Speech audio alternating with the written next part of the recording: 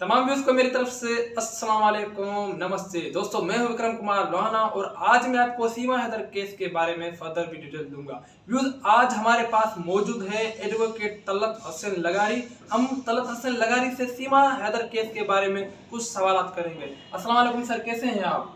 वालेकुम अस्सलाम विक्रम, अल्हम्दुलिल्लाह मैं ठीक हूँ। आप सुनाएं, आप कैसे हैं? सर मैं भी बिल्कुल ठीक हूँ। सर आज आपसे मैं सीमा हैदर केस के बारे में कुछ सवाल करूंगा।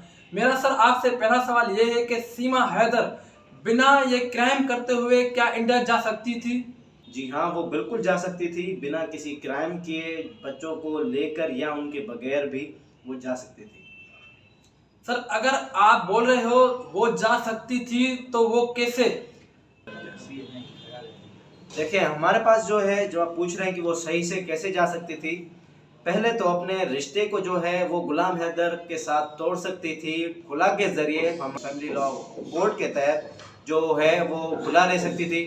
उसके अलावा वो चाहती तो बच्चों की जो है गार्डियनशिप भी ले सकती थी, गार्डियन एंड वार्ड के तहत। और उसके अलावा वो पासपोर्ट एक सही रिश्ते से वीज़ा लेकर भी पासपोर्ट लेकर जा सकती थी, ट्रैवल कर सकती थी थ्रू एयरलाइंस। लेकिन उसने ये नहीं करके बल्कि जुर्म का रास्ता अपनाया कर, और फिर पासपोर्ट वगैरह जो है जो उसने गैर कानूनी से बनवाया है वही कानूनी बनवा कर वो आराम से जा सकती थी। बिल्कुल हमारे पास हर चीज़ की रेमेडी वगैरह इस मामले में मौजूद है।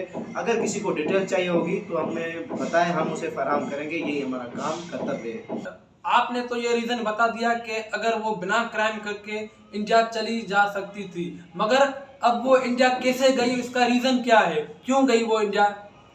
देखिए, इसके रीज़न के बिहाइंड अगर आप जाएंगे तो बहुत ही बड़ी वजह है, जिसको मैं छोटा सा समअप करके आपको बताऊं कि वो जो है गलत संगत में पड़ने के कारण, यानी कि उसको जो गाइडेंस मिल रही थी सचिन की ओर से, वो ना सिर्फ सचिन का माइंड था बल्कि आपके सामने जो आ चुके हैं एपी सिंह, वो सब ये कर रहे थे जिन्होंने इनको जो है गाइडेंस ये दी थी कि आप जुर्म के रास्ते से आए।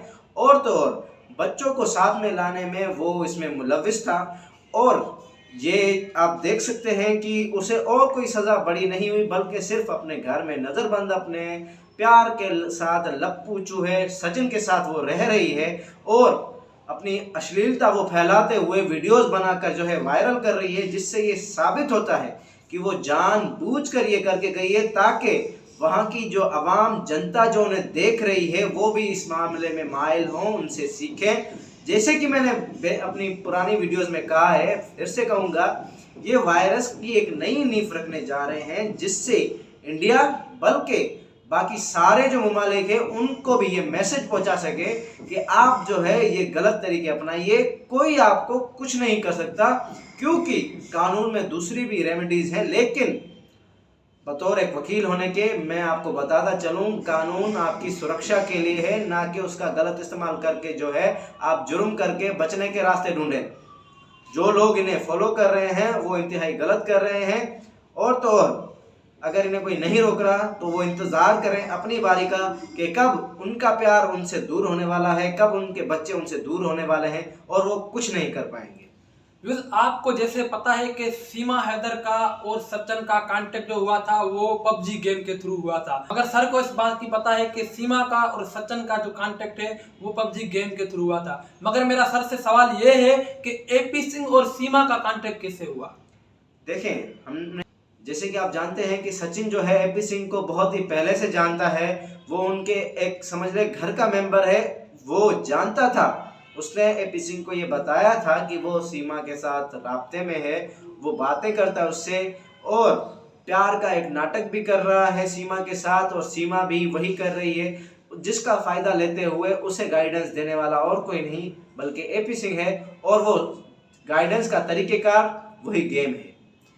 दोस्तों हमारा लास्ट सवाल है एडवोकेट तलत हसन लगारी साहब से कि सीमा ने जो काम किया है वो टोटली इलीगल और अनलॉफुल काम किया है। एक अक्यूज्ड वुमेन है, एक अक्यूज्ड वुमेन का एपी सिंह साथ दे रहा है। अब एपी सिंह के बारे में आप क्या कहेंगे?